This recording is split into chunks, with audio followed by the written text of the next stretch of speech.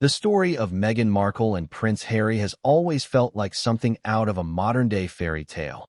An American actress who captured the heart of a British prince, sweeping into one of the most famous families on Earth, under the watchful gaze of billions. Their romance sparked global fascination. Their wedding was celebrated as a cultural milestone, and their union promised to bring a fresh, progressive chapter to the ancient House of Windsor. But what began with hope and admiration has unraveled into scandal, betrayal, and exile. And at the heart of it all lies one devastating claim: that Meghan Markle lied about the births of her children, Archie and Lilibet, and that Prince Harry himself eventually revealed the truth. Let's begin with a simple but provocative question. What happens when the one thing that cements a royal's place in the monarchy, lineage, the bloodline, the next generation, becomes shrouded in secrecy, deception, and alleged manipulation? In the British monarchy, where heritage and legitimacy are everything, the answer is chilling. If a lie this significant truly occurred, it wouldn't just be a betrayal of public trust, it would shake the very foundation of the royal institution. Before we continue, please hit the like button, subscribe to the channel, and turn on the notification bell for updates. When Meghan first stepped into the spotlight as Harry's fiancée, the world couldn't get enough. She was different from the women who had married into the family before her. She was outspoken, glamorous, and confident. To many, she symbolized change, a breath of modern air in a monarchy often accused of being stiff and outdated. Yet behind the carefully curated smiles, there was tension. The palace, accustomed to secrecy, control, and tradition, suddenly had to contend with Meghan's Hollywood style, her demand for autonomy, and her vision for how royal life should be lived. In those early days, cracks were already forming, but no one could have predicted just how deep they would run. The first major test came with the birth of their son, Archie Harrison.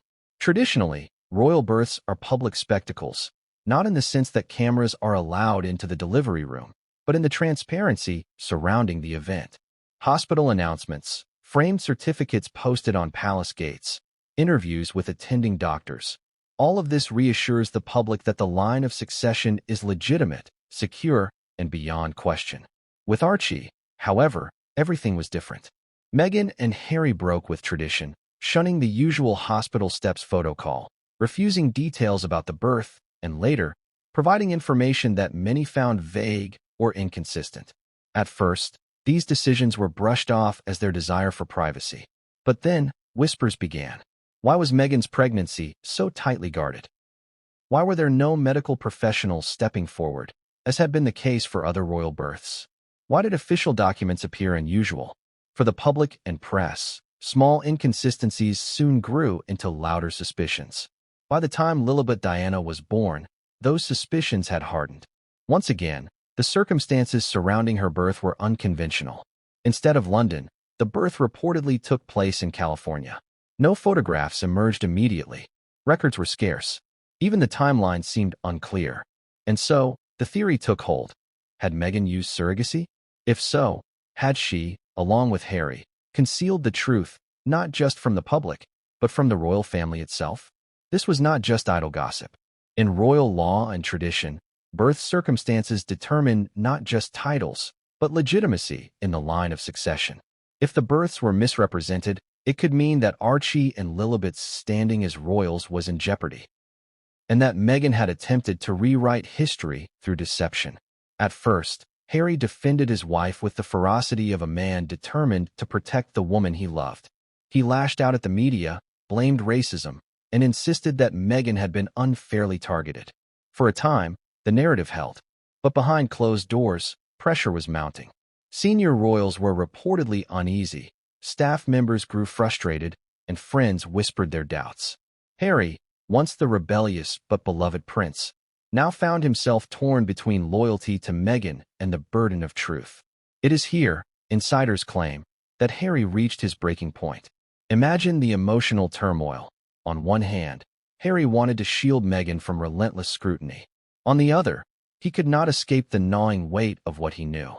The palace demanded answers, documents, clarity. Family members who had once smiled and welcomed Meghan were now cold, suspicious, and privately furious. For Harry, who had grown up in a family fractured by scandal, from Charles and Diana's divorce to Camilla's vilification. The realization that his own marriage could become the greatest scandal of them all was devastating. This is where the story takes its most shocking turn. According to sources and leaks, it was Harry himself who, under immense strain, finally admitted what had been long suspected: Meghan had lied about the births. The word surrogacy was whispered in corridors, the phrase falsified records passed between aides. For a monarchy obsessed with bloodlines, this was no longer a private matter. It was a constitutional crisis. If true, Meghan's actions represented not only personal deception, but a betrayal of the crown itself. The fallout was immediate. Meghan's relationship with the royal family, already strained, collapsed entirely. Her exile was not announced with fanfare or headlines, but with a quiet, deliberate cutting away. Invitations stopped arriving. Titles were quietly reconsidered. Royal protection was reduced. And while the public was fed a sanitized version of events, citing personal differences and Meghan's desire for independence, the reality, according to insiders, was far more brutal. Meghan was no longer welcome because she had crossed a line that no outsider had ever dared cross before. But before we dive deeper into the details of that confession, the palace reaction, and the ultimate consequences for Meghan, Harry, and their children, we must step back and understand the stakes. Why does this matter so much? Why does the idea of surrogacy or secrecy around birth records matter more in the context of royalty than in everyday life? The answer is simple: legitimacy. In monarchies, everything rests on the purity of the bloodline. Who you are born to, how you are born, and whether that process is verifiable determines the future of nations, titles, and centuries-old institutions.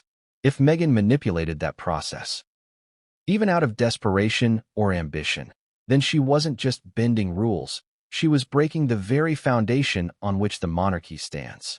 The middle of this story, then, is not just about Meghan's choices, but about a system that could not tolerate them. Meghan, perhaps believing she could outwit tradition with modern methods and secrecy, underestimated just how far the crown would go to protect itself. For Harry, the middle of this journey was agony. He had chosen Meghan over the institution, moved countries, sacrificed relationships. Yet, in the end, he could not escape the truth. By confessing, he didn't just betray Meghan, he betrayed the future they had promised to their children and to each other. As the introduction closes, we return to the image of Meghan, once hailed as the modern Cinderella, now whispered about as the ultimate betrayer of royal trust. Harry, once the rebel prince who wanted freedom, now cast as the man who revealed the truth that destroyed his wife's place in history. And the monarchy, battered but unbroken, standing firm on the principle that its survival depends on unyielding truth about its bloodline. So here is the central tension that will guide everything we explore. Was Meghan Markle the victim of a merciless institution determined to destroy her, or the architect of her own downfall, caught in a web of lies she thought she could control? As we peel back the layers of this story, chapter by chapter, we will examine the evidence, the emotions, the betrayals, and the consequences. What we uncover may not only reshape how you see Meghan and Harry, but also how you view the monarchy itself. And now, as we prepare to step into the first chapter, the royal dream turned nightmare, one final question lingers: when love, lies, and legacy collide, who really wins, and who is left destroyed? From the very beginning, Meghan Markle's entry into the royal family was positioned as nothing short of a fairy tale. The press coverage of her engagement to Prince Harry in 2017 was awash with glowing headlines, images of the couple hand in hand, and comparisons to the great love stories of the past. The world watched with wide-eyed anticipation as the so-called People's Prince introduced the woman who was to become his wife, a woman who represented a break from centuries of aristocratic tradition.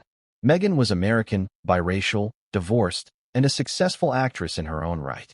In many ways, she seemed to embody the modernization that the monarchy had long been criticized for resisting. When Meghan and Harry walked down the aisle at St. George's Chapel in May 2018, nearly 2 billion people around the world tuned in. The ceremony was heralded as groundbreaking. Elements of African-American culture, gospel music, and Meghan's distinctly modern style clashed beautifully with centuries-old royal pomp. Commentators described it as a turning point for the monarchy, proof that the House of Windsor was capable of evolving. To many, Meghan appeared to be a fresh breeze blowing through the musty corridors of the palace, and Harry seemed happier than he had been in years. The applause was thunderous, both in Windsor and across the globe. But while the public was enchanted, behind the scenes, things were less harmonious. Meghan quickly discovered that being a royal was not the same as being a celebrity. In Hollywood, she had learned to control her image, choose her projects, and dictate her narrative. Within the palace, however, protocol reigned supreme. Every appearance, every gesture, even the length of a curtsy was dictated by centuries of tradition and the watchful eyes of courtiers. For Meghan, this was suffocating. For the institution, her resistance was alarming. Harry, who had long felt like the spare, overshadowed by his brother William, was intoxicated by Meghan's energy and her refusal to bend to convention. In her, he saw not just a wife, but a partner who validated his long-standing resentment toward the palace machine. Together, they believed they could carve out a new role within the monarchy, one that allowed them to serve, but also to live freely. It was a dream that seemed noble, even revolutionary. Yet that dream was destined to clash with an institution built on hierarchy, tradition, and unyielding control. The first cracks appeared not long after the wedding. Stories of tension between Meghan and royal staff began to leak to the press. Reports of her demanding behavior, clashes over protocol, and emotional confrontations with aides painted a picture far removed from the glowing duchess the public adored. Rumors of a rift between Meghan and Catherine, Duchess of Cambridge, further fueled the narrative that Meghan was not fitting in. The press, once celebratory, began to turn, and Meghan was caught in a cycle of scrutiny and criticism that grew harsher with every passing week. Still, for a time, Harry and Meghan pressed on with their vision. They launched ambitious charitable projects, spoke passionately about causes they cared about, and tried to present themselves as a modern, compassionate version of royalty. Yet even these efforts often backfired. What Meghan saw as independence, the palace viewed as insubordination. What Harry saw as boldness, courtiers saw as recklessness. Each initiative became a battle between the couple and the institution, each disagreement a wedge driving them further apart from the rest of the family. Then came the pregnancy announcement. In October 2018, Meghan and Harry shared the joyous news that they were expecting their first child. The world erupted in congratulations. For the monarchy, a baby meant continuity, renewal, and hope. But even in this moment of celebration, shadows lingered. Meghan insisted on keeping many details private, breaking with royal tradition. The palace's refusal to provide clarity only deepened suspicions among those already critical of her. What should have been a unifying moment became yet another dividing line. This was the beginning of what would later be described as the Great Unraveling. The royal dream, the idea of Meghan as a modern-day Cinderella breathing new life into the monarchy, was transforming into something darker. The press coverage became relentless. Each photograph was dissected, every word Meghan spoke was analyzed, and every deviation from tradition was portrayed as a calculated insult to the crown. Harry, furious at what he saw as the same treatment that had driven his mother Diana into despair, lashed out at the media. But his fury only deepened the rift between him and the palace. By the time Archie was born in May 2019, the dream had already begun to feel like a nightmare. The secrecy surrounding his birth was unprecedented. Unlike William and Catherine, who had proudly presented their children on the steps of the hospital within hours of birth, Meghan and Harry chose a path of silence and concealment. The public was told only after the fact, and when Meghan and Harry finally presented their child, it was in a carefully controlled environment, devoid of the usual royal fanfare. What should have been a moment of national joy was instead tinged with unease. Questions were raised, suspicions whispered. The fairy tale sheen had worn off, replaced with doubt. The palace, ever conscious of appearances, struggled to contain the growing tension. Some courtiers believed Meghan and Harry could still be integrated if they were willing to compromise. Others argued that the damage was already irreparable, that Meghan's refusal to play by the rules had permanently poisoned relations. For Harry, the dream of being both royal and independent was slipping through his fingers. He wanted freedom, Meghan demanded control, and the institution tightened its grip in response. This was the nightmare they had never envisioned. Meghan, once hailed as the breath of fresh air the monarchy needed, was now seen by many as a disruptive force. Harry, once beloved for his charm and candidness, was increasingly portrayed as angry, paranoid, and reckless. And together, the couple that had promised to modernize the monarchy now stood accused of tearing it apart. Looking back, it is clear that the seeds of exile were sown in these early years. The royal dream had collapsed under the weight of expectation, tradition, and ambition. What began as a love story celebrated across the globe had morphed into a bitter struggle. Not just for acceptance, but for survival. Meghan and Harry, who once believed they could bend the monarchy to fit their vision, instead found themselves being crushed by it. And as the tension deepened, so too did the whispers about their future children. If Archie's birth had sparked doubts, Lilibet's would pour fuel on the fire. The royal dream was no longer just about a marriage. It was about legacy, lineage, and the very legitimacy of their family. The birth of a royal baby is more than just a family milestone. It is a matter of national and even global significance. The British monarchy has long understood that every new arrival symbolizes continuity, legitimacy, and stability in the eyes of the people. From the carefully choreographed hospital steps appearances to the formal announcements signed by attending doctors and placed on golden easels outside Buckingham Palace, royal births are spectacles of tradition, transparency, and reassurance. When Meghan Markle and Prince Harry welcomed their first child, Archie Harrison Mountbatten Windsor, in May 2019, the world expected the same pomp and ritual. What unfolded, however, was something entirely different, and it was this divergence from tradition that sowed the first serious seeds of doubt in the public's mind. When the news broke that Meghan had gone into labor, journalists scrambled, news outlets braced for live coverage, and photographers gathered in anticipation. Yet the palace's handling of the event was strange from the outset. Reports emerged that Meghan had been taken to Portland Hospital in London, but there was no official confirmation. Unlike with Catherine's children, there were no attending doctors stepping forward to offer public statements, no photographs of the couple arriving or leaving the hospital. Instead, there was silence, an eerie, calculated silence that felt out of step with the openness expected of such a moment. Hours later, when Archie's birth was finally confirmed, the palace released a statement that was vague in its details. There was no traditional announcement outside Buckingham Palace immediately following the delivery, and when a framed certificate did appear, it contained unusually limited information. For royal watchers and the public, this was unsettling. Why the secrecy? Why the deviation from tradition? Meghan and Harry had claimed they wanted to keep the birth private to enjoy the moment as a family, but to those steeped in royal history, this explanation seemed hollow. After all, privacy had never been afforded to other royal mothers, not even Diana, who had endured the flashbulbs just hours after giving birth. The unease deepened when Meghan and Harry staged their first appearance with Archie days later.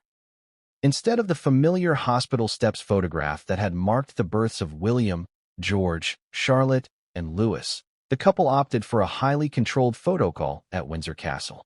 Meghan, radiant but visibly rehearsed, cradled Archie as Harry stood beside her, beaming. The photos were beautiful, but they lacked the raw immediacy and authenticity that the public had come to expect from such occasions. Many noted how orchestrated it all seemed, as if every element had been carefully curated to conceal rather than reveal. Almost immediately, the whispers began. Some questioned the timing of events. Others pointed to the lack of medical professionals publicly associated with the birth. Conspiracy theories, once relegated to fringe corners of the internet, began to surface in mainstream conversation. Was Meghan truly pregnant, or had a surrogate carried Archie? Why had there been no transparency? Why were there no images of Meghan leaving the hospital with her newborn? The secrecy, instead of protecting Meghan and Harry, only fanned the flames of suspicion. The British tabloids, always eager to feed public curiosity, seized on the doubts. Articles speculated about inconsistencies in Meghan's pregnancy timeline.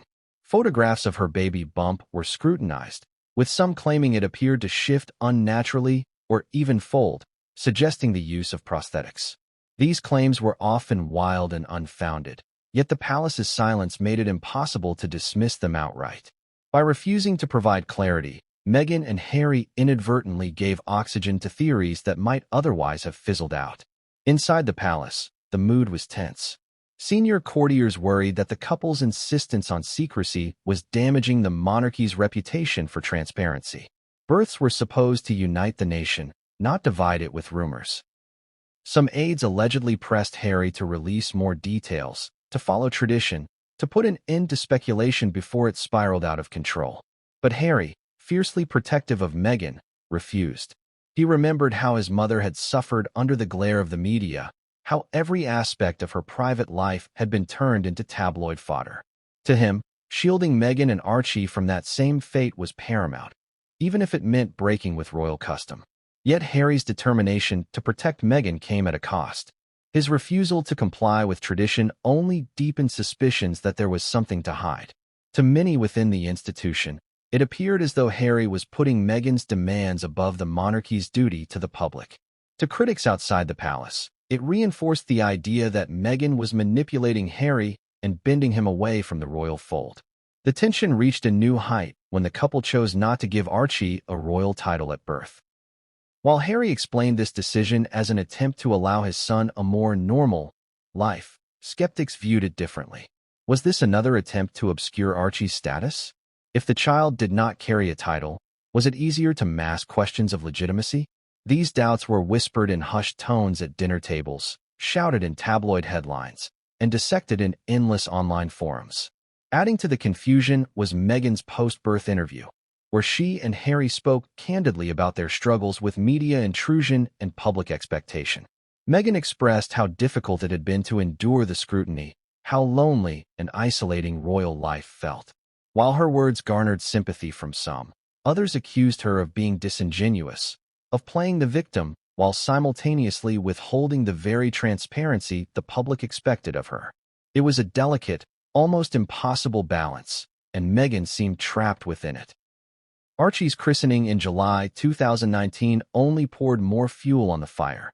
Traditionally, royal christenings are public affairs, with photographs released of the baby surrounded by family members and godparents.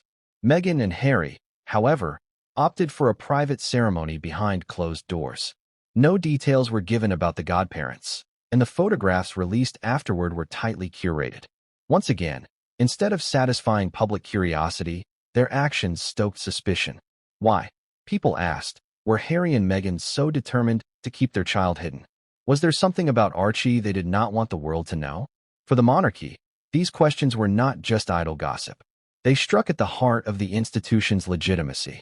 If the public doubted the circumstances of Archie's birth, then they doubted the future of the monarchy itself. For Meghan, who had hoped motherhood might soften her critics, the opposite occurred. Her every move as a new mother was judged, criticized, and dissected with merciless intensity. And for Harry, who had once been the most beloved royal, the man of the people, the champion of veterans and charity, his refusal to provide transparency now painted him as secretive, defiant, and reckless. Behind palace walls, the whispers grew louder. Some claimed Meghan had used a surrogate and concealed it to secure Archie's place in the line of succession. Others insisted that the birth records had been altered to hide the truth. While no concrete evidence was presented, the very existence of such speculation was corrosive. In an institution that depends on unquestioned loyalty and trust, even the hint of deception is catastrophic. This was the first true whisper of doubt, the moment when Meghan's carefully constructed image began to crack, and when Harry's loyalty to her began to clash openly with his duty to the crown. Archie's birth, instead of uniting the monarchy and strengthening its legacy, became the lightning rod for suspicion, gossip, and division.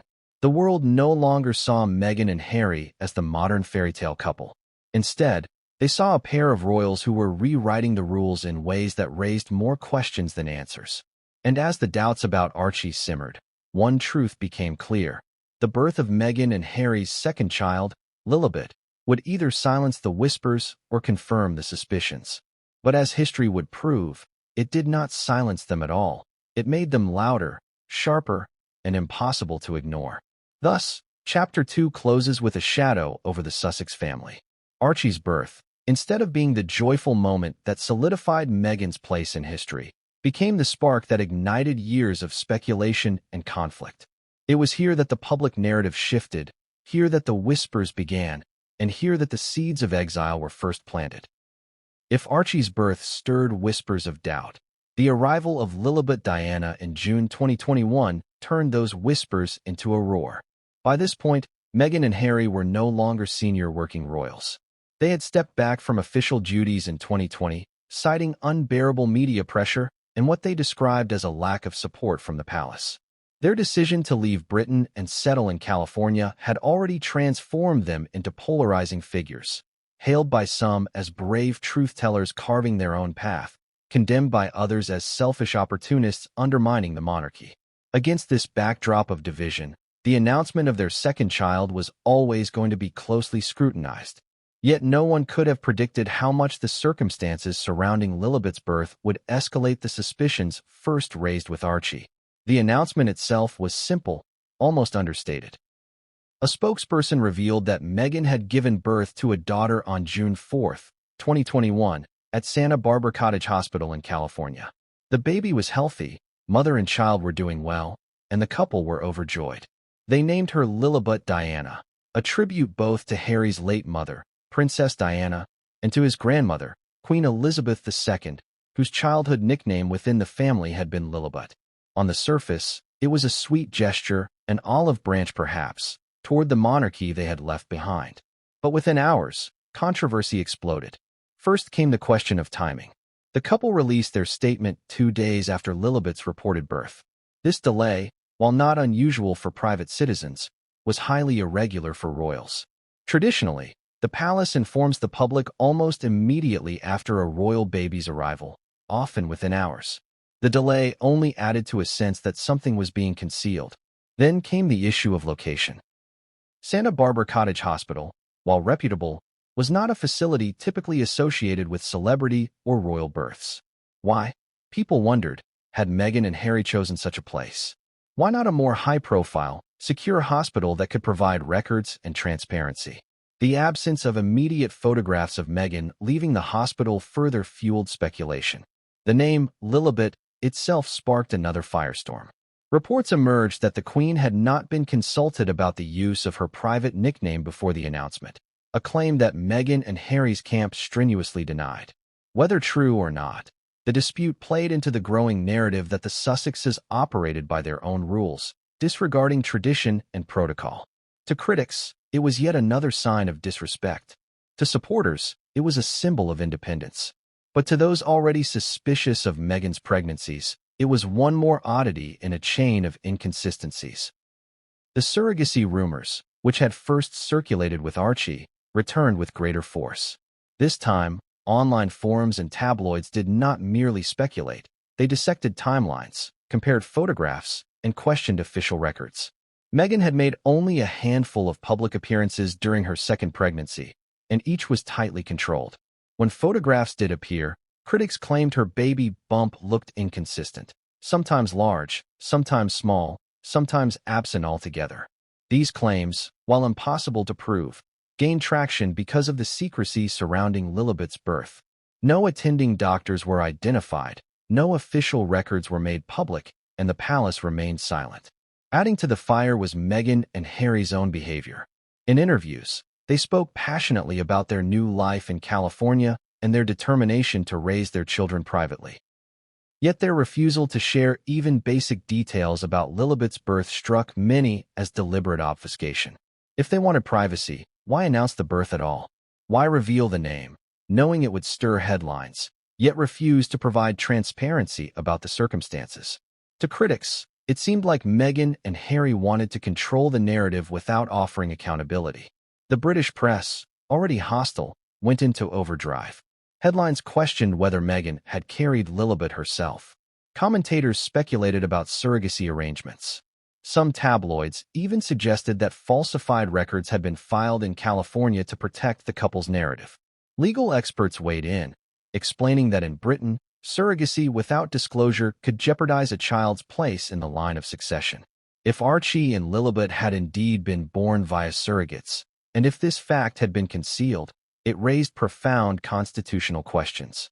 Could they inherit titles? Could they be in line for the throne? The very legitimacy of the royal bloodline was at stake. For the palace, this was a nightmare. While they no longer had direct responsibility for Meghan and Harry, the children remained tied to the royal family. Lilibet, like Archie, was still a great-grandchild of the Queen and therefore part of the monarchy's lineage. If doubts about her birth were allowed to fester, it risked undermining not just Meghan and Harry, but the institution itself. Yet the palace, true to form, maintained silence. This silence, meant to preserve dignity, only deepened the public's suspicion. Inside royal circles, the issue was far more serious than the public realized. According to sources, senior advisors raised concerns about documentation. They wanted clarity, assurances, and transparency. But Meghan and Harry, now thousands of miles away and fiercely protective of their privacy, refused to provide details. Harry in particular bristled at the idea that his children's legitimacy could be questioned. For a man who had watched his mother hounded to death by the press, the thought of subjecting his children to similar treatment was unbearable. Yet his refusal to provide transparency did not silence the critics. It emboldened them. Then came the christening controversy. In keeping with their new life outside the monarchy, Meghan and Harry hinted that they might not hold a traditional royal christening for Lilibet. This was unprecedented. Every royal child for generations had been christened in a ceremony steeped in tradition, often with photographs released to the public. For Lilibet, however, details were scarce. Rumors swirled that the couple had staged a private ceremony in California, away from the eyes of the monarchy. Some reports even suggested that no christening had taken place at all. For the public, this was further proof that something was amiss. Why? People asked. Would Harry deny his daughter the same traditions he had once cherished? Unless, of course, there was something to hide. The rumors surrounding Lilibet's birth reached a fever pitch when commentators began to tie them directly to Meghan's alleged ambitions. Some argued that Meghan had used surrogacy but concealed it to ensure her children were treated as legitimate heirs. Others claimed that falsified records had been filed to protect Archie and Lilibet's positions in the line of succession. Whether true or not, these claims painted Meghan as calculating, manipulative, and willing to deceive both the public and the monarchy for her own ends. For Harry, the weight of these accusations was crushing. Once seen as the carefree prince, the soldier who fought alongside ordinary men, the charity advocate beloved by millions, he was now portrayed as a man complicit in a grand deception. His love for Meghan, once celebrated as a modern fairy tale, was now depicted as blind loyalty to a woman accused of tearing down the very institution he had been born to protect. Behind closed doors, family relations deteriorated further. William, already estranged from Harry, reportedly grew furious. Charles, conscious of his own looming reign, fretted over the damage to the monarchy's credibility. And the Queen, though outwardly gracious, is said to have been deeply troubled by the growing scandal. For Meghan, the narrative was even more brutal.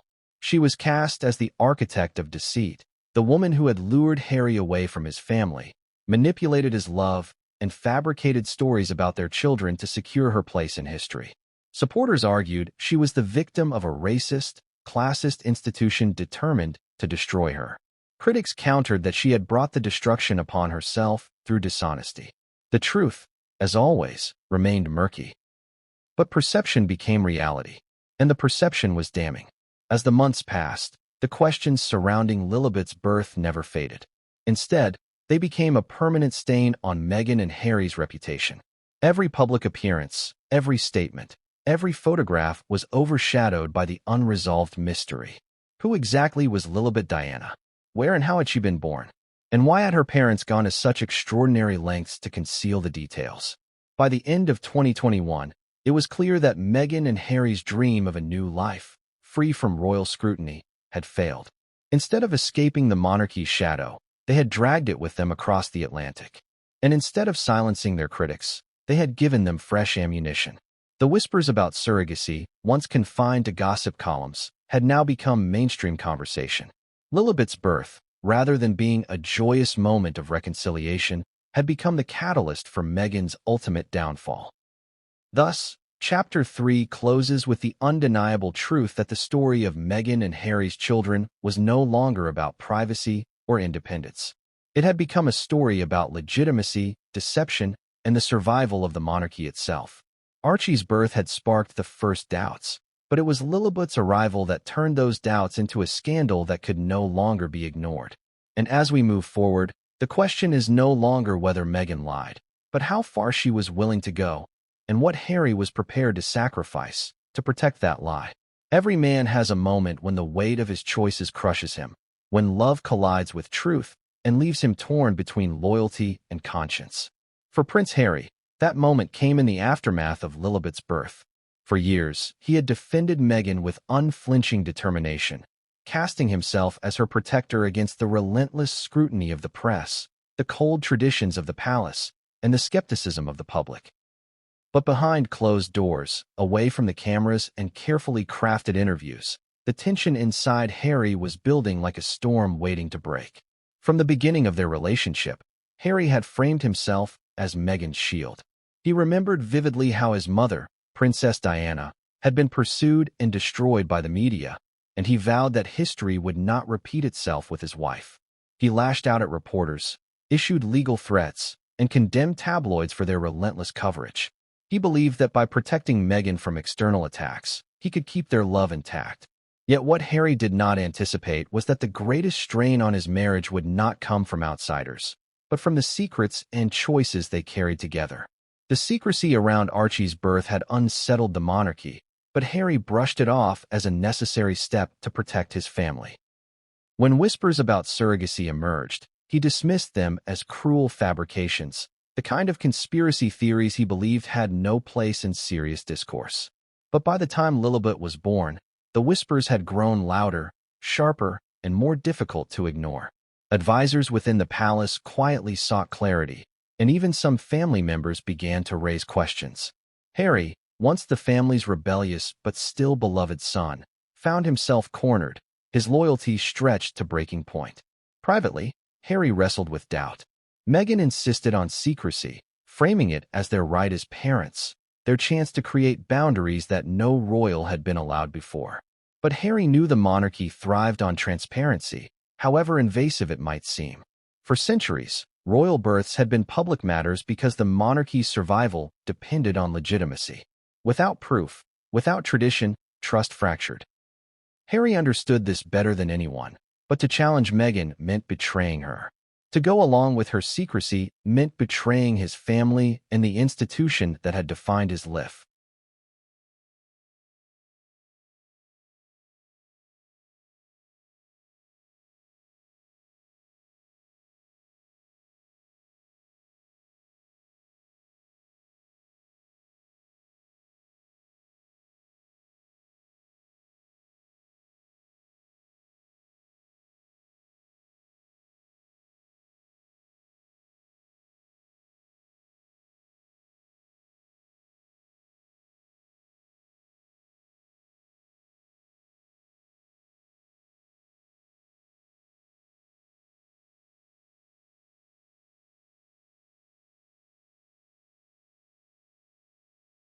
Result was a cycle Meghan could not escape. Every attempt she made to defend herself only seemed to prove the tabloid's point. When she withheld details, it was portrayed as proof she had something to hide. When she spoke out, it was cast as manipulative overexposure. When she sued newspapers for publishing private letters, it was spun as an attempt to silence free press. In trying to fight the storm, Meghan only made it stronger. Harry, meanwhile, grew increasingly volatile. His hatred for the media, already intense because of his mother's death, now bordered on obsession. He saw every article as an attack, every leak as a betrayal. He launched lawsuits, issued public condemnations, and accused the press of orchestrating a campaign to destroy his family. But in doing so, he failed to see that his actions only heightened the drama. The more Harry fought, the more headlines he created. The more headlines he created, the deeper the scrutiny became. The firestorm reached its peak during their televised interviews. When Harry and Meghan sat down with Oprah Winfrey in 2021, they intended to seize back the narrative. Meghan spoke of her struggles with mental health, her feelings of isolation, and her claims that the palace had failed to protect her. The interview generated global sympathy, but it also raised more questions. When Meghan claimed that certain royals had discussed Archie's skin color, the press demanded names. When she insisted she had been denied mental health support, commentators questioned palace records. And when she described the secrecy around Archie's birth as her choice for privacy, critics argued that privacy had never been granted to any other royal mother. Instead of closing the chapter, the Oprah interview reopened the book. Reporters dug deeper into records, sources, and statements. Fact-checkers compared Meghan's words with documented evidence. Where inconsistencies emerged, they were pounced upon and broadcast with brutal force. For every viewer who sympathized with Meghan, there was another who saw her as deceptive. And once again, the tabloids thrived on the division.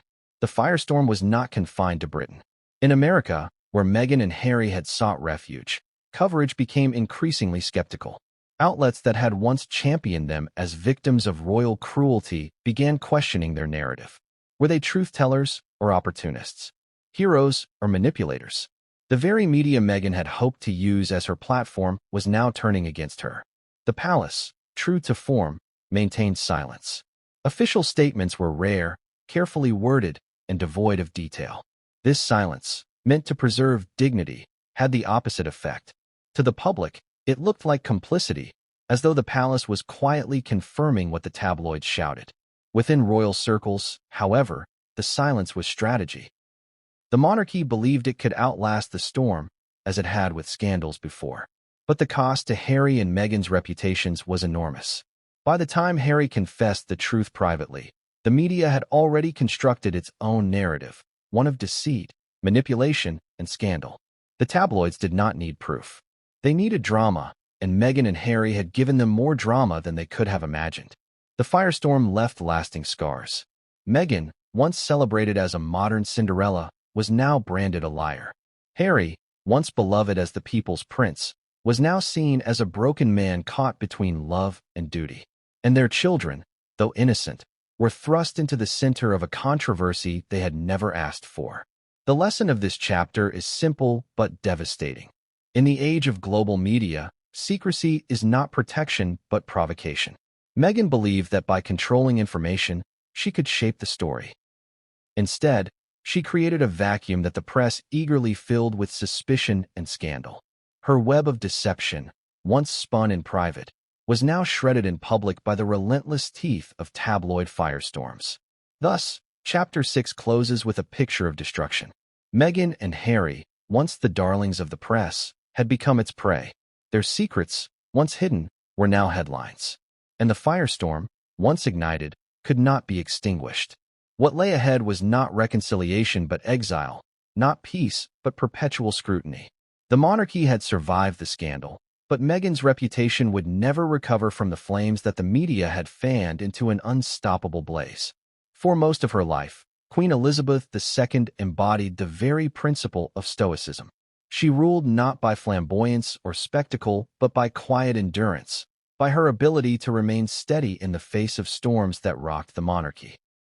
Through wars, divorces, scandals, and tragedies, she had maintained her silence, believing that dignity lay not in responding to every rumor, but in rising above them. Yet even the Queen, with her legendary restraint, could not ignore the growing scandals surrounding Meghan, Harry, and the births of Archie and Lilibet. Behind palace walls, where cameras and journalists could not intrude, her concern was real, palpable, and heavy with consequence. From the moment Meghan joined the royal family, Elizabeth extended her the kind of grace she had not always given to others who married into the institution. Observers recalled how she welcomed Meghan warmly, even inviting her on solo engagements shortly after the wedding, a gesture that had not been extended to Catherine or even Diana so soon. The Queen, keenly aware of the monarchy's need to modernize, saw in Meghan an opportunity. Here was a woman who could connect with a new generation, a woman whose background and charisma could signal to the world that the monarchy was not stuck in the past. But as whispers of deception began to circulate around Meghan's pregnancies, Elizabeth's optimism turned to quiet apprehension. For the Queen, the legitimacy of lineage was sacred. The entire institution of monarchy rested upon the unquestioned certainty of bloodlines. To challenge that was to destabilize the crown itself. She had seen what doubts could do. She remembered the rumors that swirled around her uncle, Edward VIII, and the crisis that forced him to abdicate. She recalled the whispers about her own marriage to Prince Philip, the innuendos about Diana's relationships, and the ugly speculation about Prince Andrew's scandals. She understood that while the monarchy could weather many storms, questions about legitimacy cut deeper than any tabloid headline. They attacked the very foundation on which her reign, and those of her ancestors, had been built. When Archie was born and Meghan chose to shun tradition, the Queen reportedly remained calm in public but deeply unsettled in private. She had always insisted that tradition was not mere pageantry, but a form of protection. The hospital steps photographs, the official announcements, the attending doctor's signatures, these were not empty rituals, but safeguards against doubt. By ignoring them, Meghan had invited suspicion. Elizabeth recognized this instantly, but her philosophy was to remain silent. She hoped, perhaps naively, that the storm would pass. But it did not pass. It grew louder with Lilibet's birth. The Queen, now in her 90s, watched from Windsor Castle as headlines across the world questioned the legitimacy of her great-grandchildren. It was not merely gossip anymore. Legal scholars discussed whether surrogacy without disclosure could undermine the children's place in the line of succession. Historians debated whether Meghan and Harry were exploiting the monarchy's traditions for personal gain. And within the palace, advisors pressed for answers. Elizabeth listened, weighing her options with the gravity of a monarch who knew that every decision carried echoes across history. Those closest to her say she was torn between compassion for Harry and her duty to the crown. She adored her grandson. Harry had always held a special place in her heart, the mischievous boy who had grown into a soldier, the man who had brought her joy even in the darker days of the family's turmoil. To see him in pain cut her deeply. Yet as sovereign, she could not allow personal affection to cloud her judgment. If Meghan had indeed deceived the institution about her children's births, the Queen had to protect the monarchy first. It was an agonizing balance, grandmother on one hand, monarch on the other. Elizabeth's concern often expressed itself in subtle gestures rather than public statements. Observers noted her carefully worded speeches, in which she spoke of truth and duty with unusual emphasis. She reportedly urged her advisors to tread carefully with Meghan, to avoid inflaming the situation unnecessarily. But she also made it clear that the integrity of the crown could not be compromised. In private conversations with Charles and William, she was said to have raised the issue directly. What happens if the rumors are true? What happens if the public can no longer trust that Archie and Lilibet are legitimate heirs? The answers were never simple, but the questions revealed the depth of her worry. The Queen's silence in public was strategic, but those within the palace understood it as a silence heavy with meaning. When she did not publicly defend Meghan against the most serious accusations, many read it as tacit acknowledgement. After all, Elizabeth had defended others before when she felt the crown was being unfairly maligned. Her refusal to do so now spoke volumes. It suggested that she, too, harbored doubts, or at the very least, recognized that defending Meghan without evidence would damage the monarchy even further. The situation weighed on her during family gatherings. At Balmoral, at Sandringham, and at Windsor, conversations about Meghan and Harry dominated the private dinners. Elizabeth, normally adept at steering discussions away from controversy, could not prevent the tension from spilling into every interaction. Some family members, particularly William, pressed for firm action. Others, more sympathetic to Harry, urged caution. The Queen listened, rarely raising her voice, but her silence was not indifference. It was deliberation, the careful calculation of a monarch who had spent her life balancing family loyalty with institutional duty. Perhaps the clearest expression of her concern came in the decision-making that followed Harry's confession. When he finally admitted to advisors that Meghan had lied about the births, the Queen was faced with an impossible choice: protect her grandson and risk the monarchy's credibility, or protect the crown and accept the exile of someone Harry loved. In the end, she chose as she always had, the monarchy first. Meghan's quiet removal from royal life, her exclusion from key events, and the steady stripping away of privileges all bore the Queen's approval, if not her direct command. It was a choice she made with sorrow, but also with certainty. For Elizabeth, the scandal was not merely about Meghan's deception. It was about legacy. She knew her reign was nearing its end, that history would soon judge her not just by her decades of service, but by how she handled the crises of her later years. Allowing Meghan's deception to stand unchallenged would have been a betrayal of everything she had spent her life protecting. Cutting Meghan out, though painful, was a way to preserve the monarchy for Charles, for William, and for the generations to come. Yet even as she acted with resolve, those closest to her say the Queen's private concern never faded. She worried about Harry, about his isolation, his fractured relationship with his brother, his reputation tarnished by association. She worried about Archie and Lilibet, innocent children caught in a scandal they could not control. And, in her quiet moments, she may even have worried about Meghan herself, the woman who had once brought a spark of joy into her grandson's life, but who now stood at the center of his greatest pain. Thus, Chapter 7 ends with the image of Elizabeth, not the public figurehead, not the sovereign waving from palace balconies, but the woman behind the crown. A grandmother torn, a monarch resolute, and a human being deeply concerned about the scandal that had shaken her family.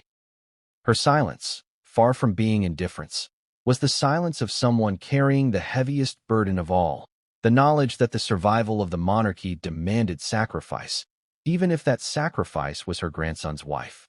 When Queen Elizabeth's silent concern turned into measured decisions, the responsibility of preparing the monarchy's next chapter began to rest squarely on the shoulders of her eldest son, Charles. For decades, Charles had been groomed to one day take the throne, but his journey was far from smooth.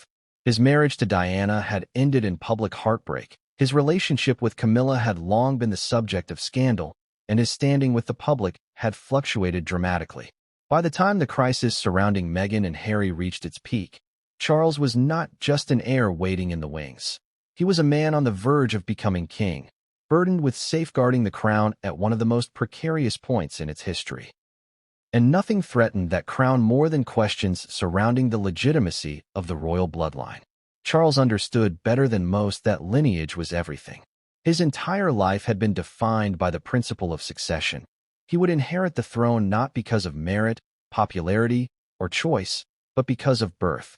It was this sacred inheritance that bound the monarchy together through centuries of upheaval. But when whispers about Archie and Lilibet's births turned into a roar, Charles recognized the danger immediately. If Meghan and Harry had indeed falsified or misrepresented the circumstances of their children's births, then it wasn't just scandal.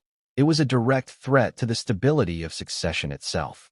The public did not need to love the monarchy for it to survive, but they needed to believe in its legitimacy. Without that, the institution collapsed into farce. Charles, ever conscious of history's judgment, knew this. He had lived through the chaos of his uncle Edward VIII's abdication and the painful fallout of Diana's death. Now, on the cusp of his reign, he faced a crisis that struck at the monarchy's heart. Could the future of the crown be trusted if even the bloodline was in question? Privately, Charles was furious. He had welcomed Meghan into the family with open arms, even walking her down the aisle when her own father was absent. He had defended Harry through years of missteps and controversies. And yet, here he was, confronted with evidence, however whispered, that Meghan had undermined the very core of the monarchy's values. For Charles, this was not just betrayal, it was humiliation. It confirmed what some courtiers had long suspected, that Meghan's ambitions were not about service, but about power. The line of succession became the central issue in palace discussions. By tradition, Archie and Lilibet were entitled to places in the royal hierarchy, but only if their births were legitimate and transparent. Any cloud of doubt could not be tolerated. For Charles, this meant tough decisions. He could not simply ignore the rumors, nor could he allow the monarchy to be dragged into a constitutional debate. Action was required, and the action had to be decisive enough to protect the crown yet discreet enough to avoid further spectacle.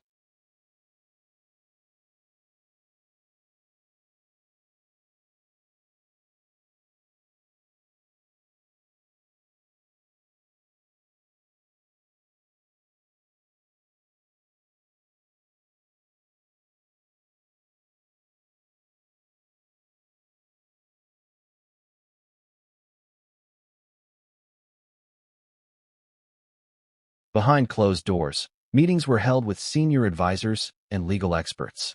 Could Archie and Lilibet remain in the line of succession if their births were not properly verified? What precedent existed for such a situation? The answers were sobering. In the past, questions of legitimacy had destroyed entire dynasties. Wars had been fought, kingdoms lost, and monarchies toppled over less. Charles knew the monarchy of the 21st century could not afford such instability. If Meghan had indeed deceived the public, the monarchy had to sever ties, quietly but firmly. Charles's relationship with Harry further complicated matters. He loved his son, but he also recognized Harry's role in enabling Meghan's deception. Harry had not only stood by Meghan but had actively defended her, attacking the press and the institution itself in the process. Charles was deeply disappointed, seeing in Harry not just a rebellious son, but a man who had betrayed the crown for love. Yet he also pitied him. Harry, in Charles's eyes, had been manipulated, blinded by loyalty, unable to see the consequences of his choices until it was too late. This duality, anger and pity, defined Charles's approach. He would protect the monarchy, but he would do so in a way that gave Harry a path back, even if Meghan was exiled permanently. The decision to quietly remove Meghan from the inner circle, to strip away privileges and cut her from the institution's core, bore Charles's fingerprints as much as the Queen's. It was not done with grand announcements, but with deliberate, calculated steps. Invitations ceased. Official duties vanished. Titles were left in limbo. The royal machinery, cold and impersonal, did what it had always done. It absorbed the crisis by pushing the problem to the margins. Meghan was no longer part of the story, and Charles ensured it remained that way. The public, however, was not so easily pacified. Headlines screamed of scandal, and commentators debated the future of the monarchy with renewed intensity. Could Charles ascend the throne with his family so divided? Could the monarchy maintain legitimacy if questions about Archie and Lilibet lingered? Critics argued that Charles needed to act more forcefully, to issue clear statements that the line of succession was secure. But Charles, cautious and deliberate, chose silence. He believed the institution would endure, as it always had, by weathering storms rather than engaging with them. Still, even his silence betrayed the weight of his concern. For Charles, the scandal was not only about Meghan's alleged deception, but about what it revealed regarding the fragility of the crown in the modern age. The monarchy had survived wars, abdications, divorces, and deaths, but it had never faced a world of instant headlines, social media conspiracies, and global scrutiny. A single rumor could spread across continents in hours, shaping perception before truth could catch up. And in this environment, Charles knew the monarchy's survival would depend not only on tradition, but on adaptability. The question was whether the crown could adapt without losing its essence. The line of succession remained intact on paper. Archie and Lilibet's names were added, their positions secured, at least officially. But Charles understood that the true danger was not paperwork, but perception. If the public doubted the legitimacy of those names, then the monarchy's credibility suffered. And in a world where perception often mattered more than reality, that was a risk too great to ignore. Thus, Charles made his choice. He would preserve the monarchy at all costs, even if it meant sacrificing Meghan, distancing himself from Harry, and enduring public criticism. He would ensure that when his time came to wear the crown, the institution he inherited was secure. But in doing so, he accepted that the personal cost would be immense. His son's marriage lay in ruins, his grandchildren's futures clouded by suspicion, and his own reign haunted by the shadows of deception. Chapter 8 closes with Charles standing at a crossroads. The man who had waited his entire life to be king now faced the reality that his reign would begin under the shadow of scandal. The line of succession, sacred and unbroken, had been shaken by whispers of deceit. The monarchy had survived, but at a cost that could never truly be measured. For Charles, the crown he would one day wear was not just heavy with history, but tainted by the lies of those who had claimed to love the family while betraying its very foundation. Every outsider who enters the royal family is faced with the same question: will they bend to the institution or try to reshape it? For Meghan Markle, the answer was clear from the start. She would not bend. From her earliest days within the palace walls, she positioned herself as someone unwilling to be defined by rules she had not written. At first, this defiance was celebrated by the press and by segments of the public who saw her as a refreshing contrast to the monarchy's rigidity. But as time went on, that same defiance hardened into open conflict, a clash not just of personalities but of principles. And when the whispers of deception around her children collided with the palace's demand for legitimacy, Meghan found herself locked in a battle she could never win. Meghan versus the institution. The monarchy is not merely a family, it is a machine. It functions on centuries of protocol, tradition, and precedent. Every gesture, every appearance, every statement is calibrated for continuity. To those within it, rules are not restrictions but protections, safeguards against the chaos of scandal. Meghan, however, viewed them as shackles. Her Hollywood background had taught her the value of image management and personal branding. In her world, reinvention was power, and rules were meant to be challenged. When she entered the royal arena, she believed she could redefine it on her own terms. Her clashes with the institution began small. Wardrobe choices, staff protocols, scheduling disputes. Each disagreement might have been manageable in isolation, but together they painted a portrait of a duchess unwilling to conform. For Meghan, these battles were about asserting independence. For the palace, they were signs of insubordination. Tension simmered, even before Archie's birth. But when Meghan chose to shun tradition in handling her first child's arrival, the conflict escalated. What the palace saw as reckless secrecy, Meghan framed as empowerment. What the monarchy viewed as deception, Meghan justified as privacy. The divide was no longer about etiquette, it was about truth. As the suspicions grew, Meghan dug in deeper. She believed the palace had failed to protect her from the press, that courtiers had deliberately leaked stories to undermine her.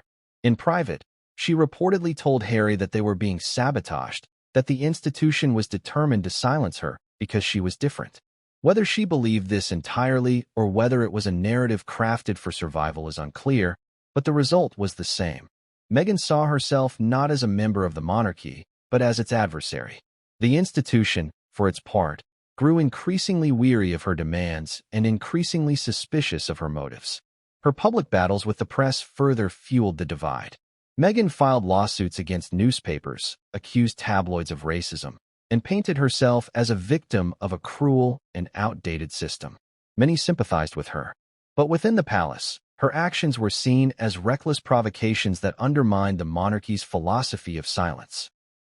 Never complain, never explain, had been the guiding principle of Elizabeth's reign.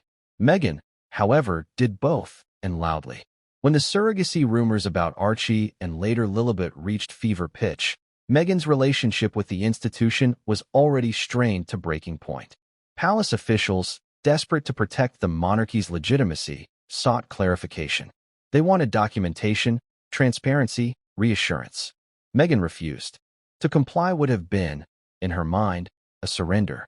She believed the palace had no right to dictate her family's choices. But to the monarchy, her refusal was confirmation of guilt. And so the battle lines were drawn. Meghan against an institution that valued duty above personal choice. The Oprah interview marked the most public expression of this battle.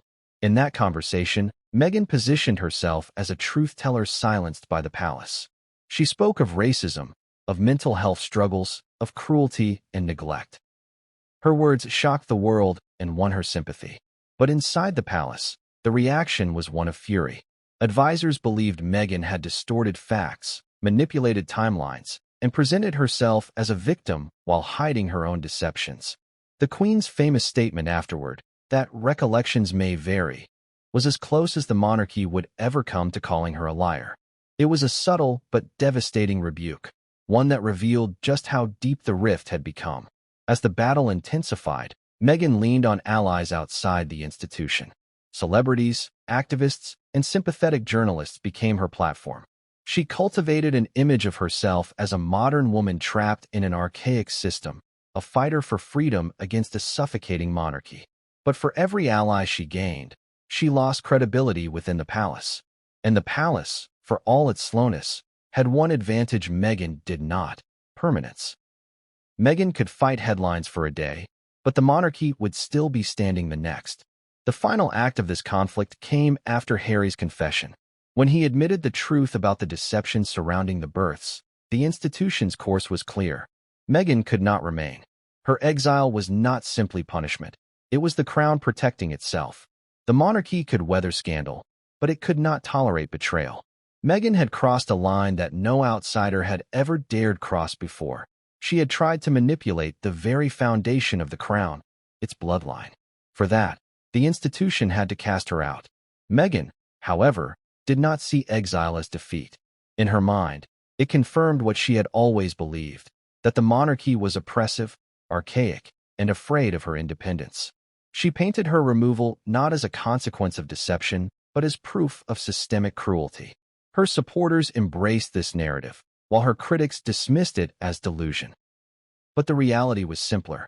Meghan had challenged an institution that had outlasted empires, wars, and centuries of change. She had believed she could bend it to her will. Instead, it had broken her. Harry, caught in the middle, was left devastated. His confession had saved the monarchy but destroyed his marriage. For Charles and William, Meghan's exile was necessary. For the Queen, it was painful but unavoidable.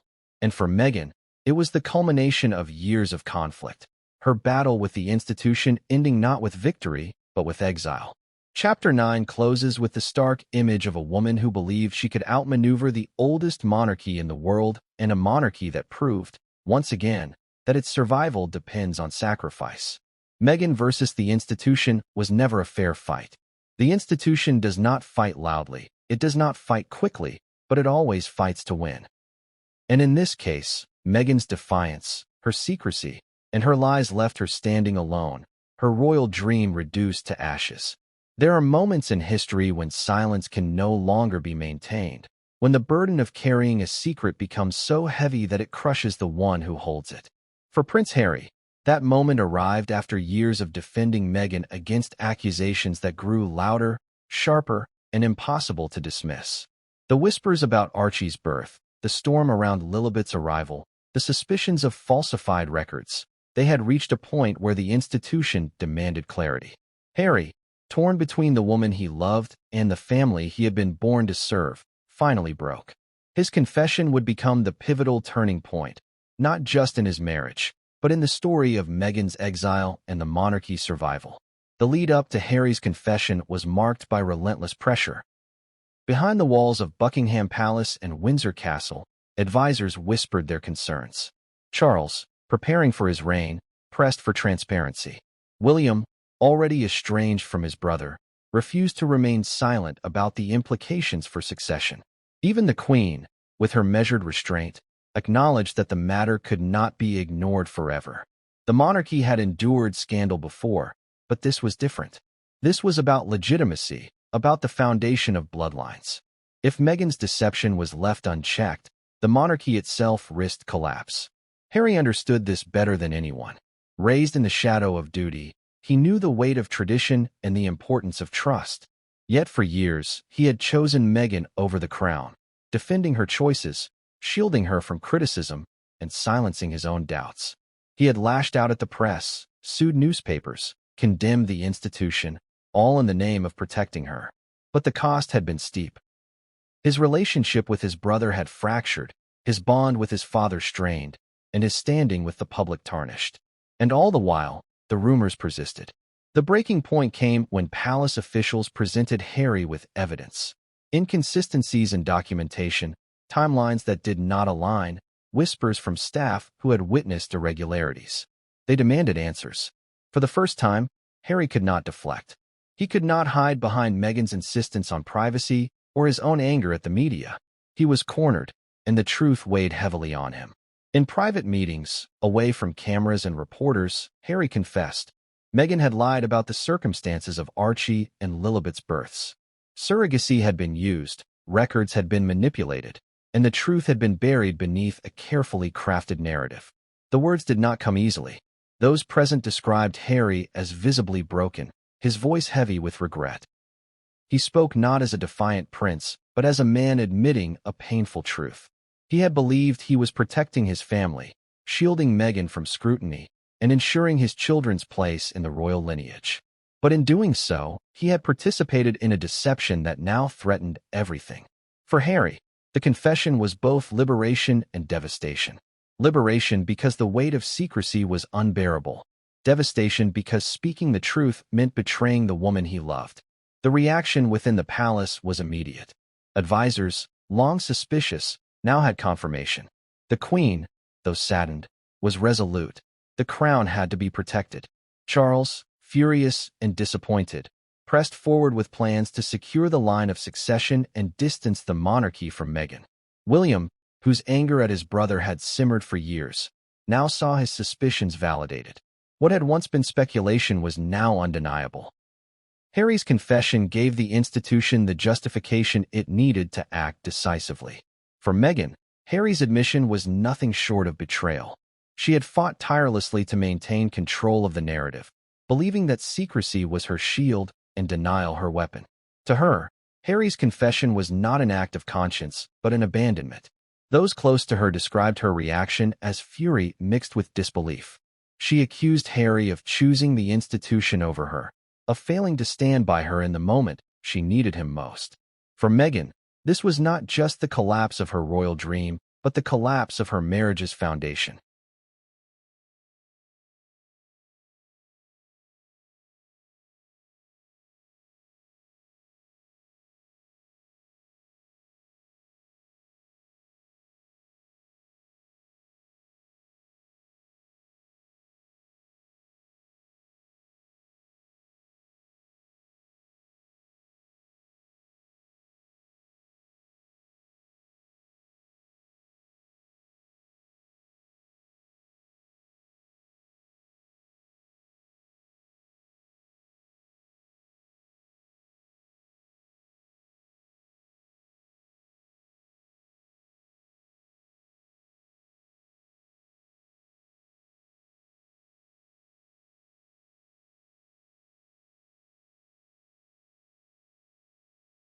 Harry, however, saw it differently. He believed that by confessing, he was protecting their children from a future defined by whispers and doubt. He could not allow Archie and Lilibet to grow up under a cloud of suspicion, their every move overshadowed by questions about their legitimacy. By admitting the truth, he hoped to draw a line, to end the speculation, and to salvage what could be salvaged. But he underestimated the cost. The institution, once armed with his words, would not stop at containment. It would move swiftly to excise Meghan from its core, ensuring that her deception did not tarnish the monarchy further.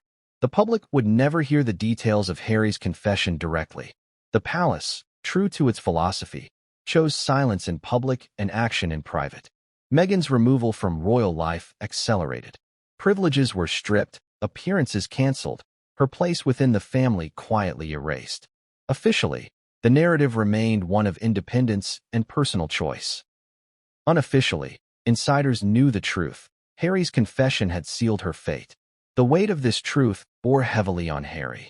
He had always been the prince of contradictions, the rebel who craved freedom yet longed for belonging, the soldier who fought bravely yet struggled with his own demons, the husband who loved fiercely yet could not escape the pull of duty. In confessing, he embodied that contradiction once more.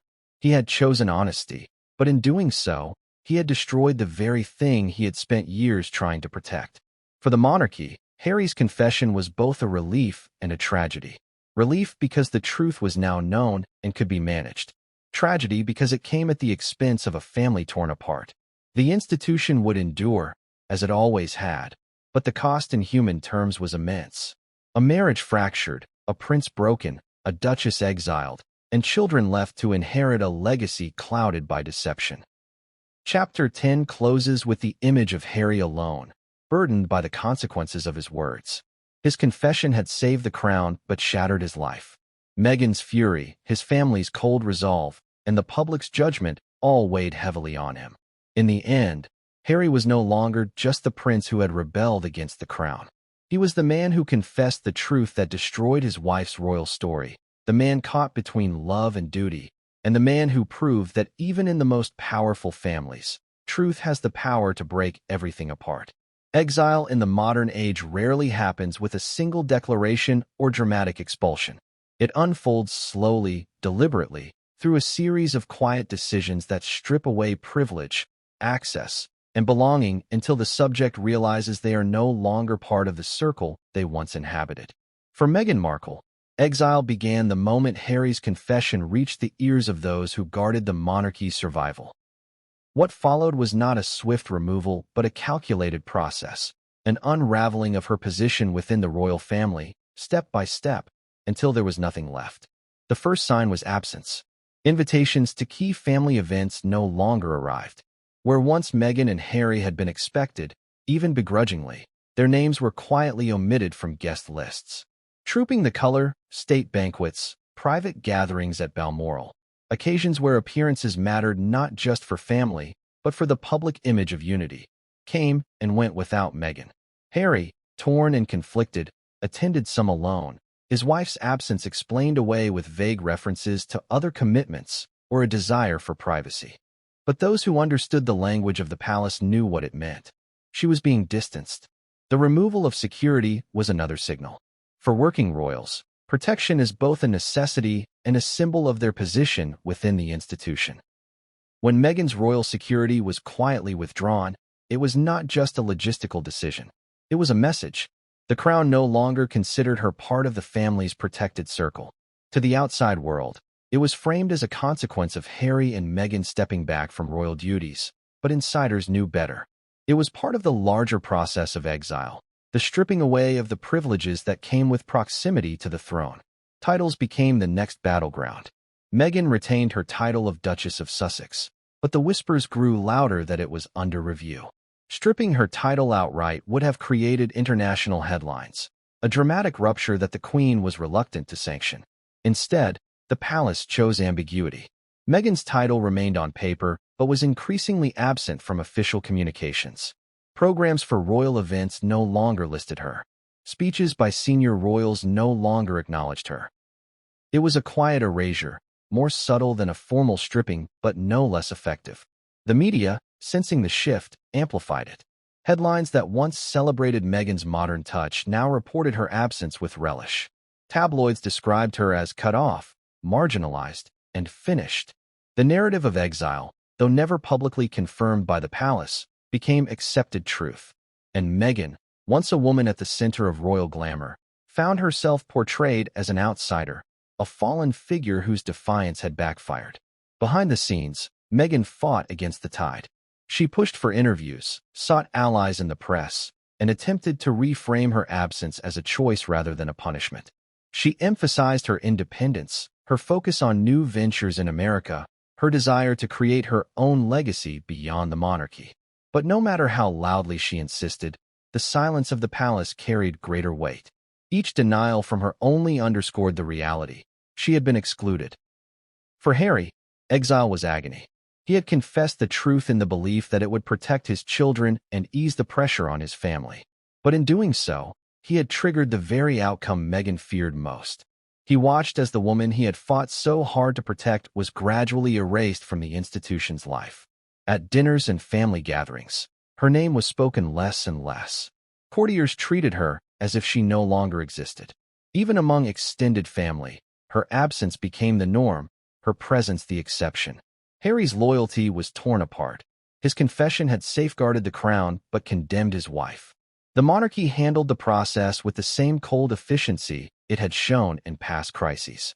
The abdication of Edward VIII, the exile of Wallis Simpson, the quiet sidelining of other disgraced figures, each had been managed with a combination of silence and deliberate distance. Meghan's exile followed the same pattern. No public statements, no dramatic confrontations, only the steady tightening of a noose until her position was unsustainable. The culmination came when Meghan was excluded from a major event that symbolized the monarchy's continuity, the Queen's Platinum Jubilee celebrations. For months, speculation swirled about whether Harry and Meghan would be included. In the end, Harry attended in a limited capacity, but Meghan was notably sidelined. Her absence was no longer something to be explained away. It was the undeniable proof of her exile. She was not just physically absent, she had been erased from the royal narrative.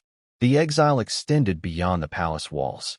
Charities once eager to partner with her distanced themselves, wary of being tainted by scandal.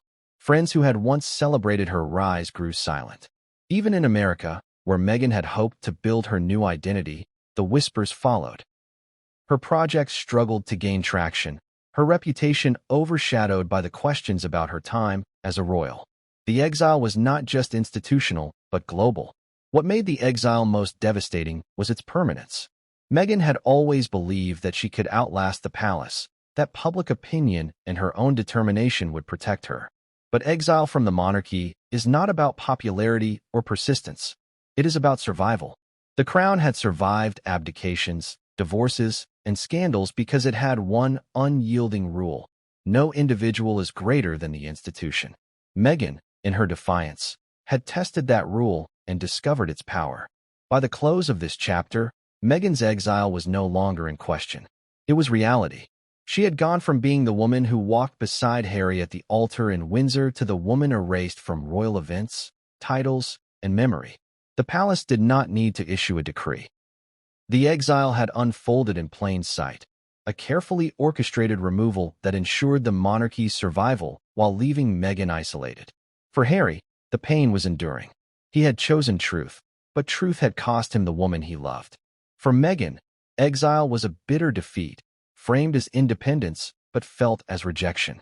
For the monarchy, it was a necessary sacrifice, proof once again that survival demands ruthlessness.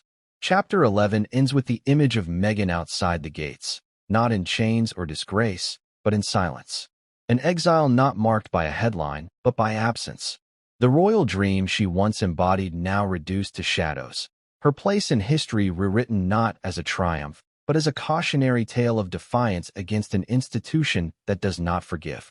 The exile of Meghan Markle did not remain confined within the gilded walls of Buckingham Palace or whispered corridors of Windsor Castle. Once the process of her quiet removal was underway, the ripple effects spread far beyond Britain.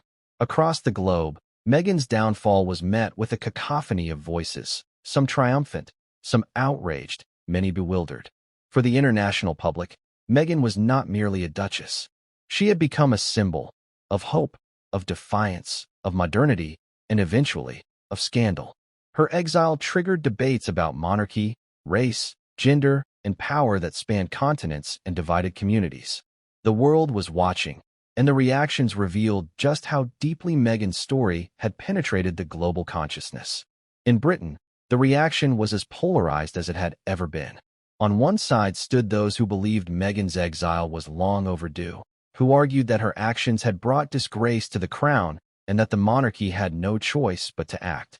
Tabloids seized the narrative, running headlines that painted her as a liar, a manipulator, and an opportunist. Columnists wrote with barely concealed satisfaction, declaring that the monarchy had finally put an end to what they saw as Meghan's dangerous influence. For these critics, the exile was a victory for tradition, proof that the crown could still defend itself against outsiders who sought to bend it to their will. On the other side, however, were those who saw Meghan as a victim. Campaigners and commentators condemned the monarchy for what they perceived as cruelty and hypocrisy. To them, Meghan's exile was not about deception, but about silencing a woman who dared to speak out. They pointed to her allegations of racism, her struggles with mental health, and her claims of being unsupported as evidence that the monarchy had failed her. Social media lit up with hashtags defending her, with supporters accusing the crown of driving her out because she did not conform to its rigid expectations. For these voices, Meghan's exile was proof that the monarchy remained out of touch, incapable of adapting to a modern world that demanded openness and inclusivity. In America, the reactions were even more complex.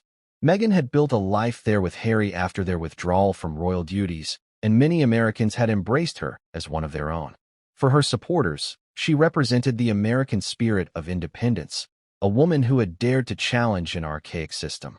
Talk shows, podcasts, and opinion pieces debated whether she had been treated unfairly, whether the monarchy had punished her for speaking out, or whether she had indeed deceived the world.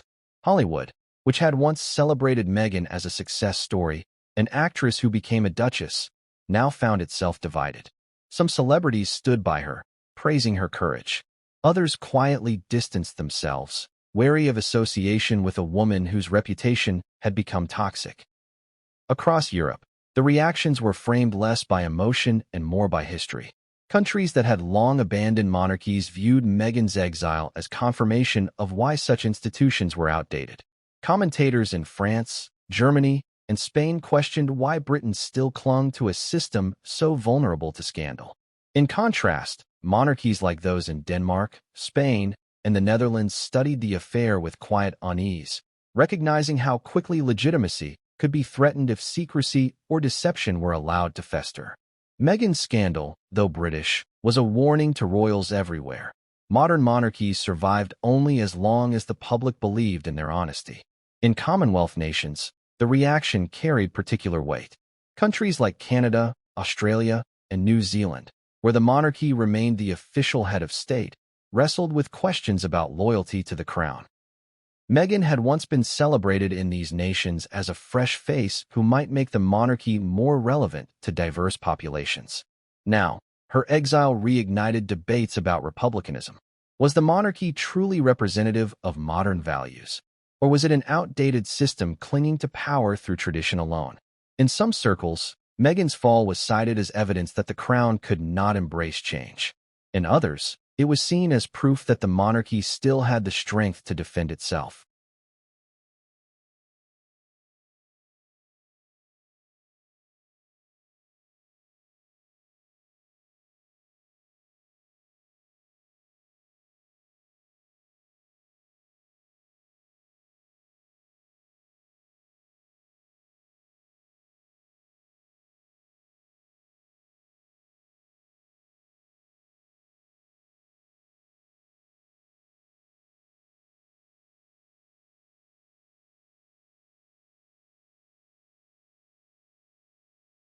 Perhaps the most striking reactions came from ordinary people, far removed from palaces or politics.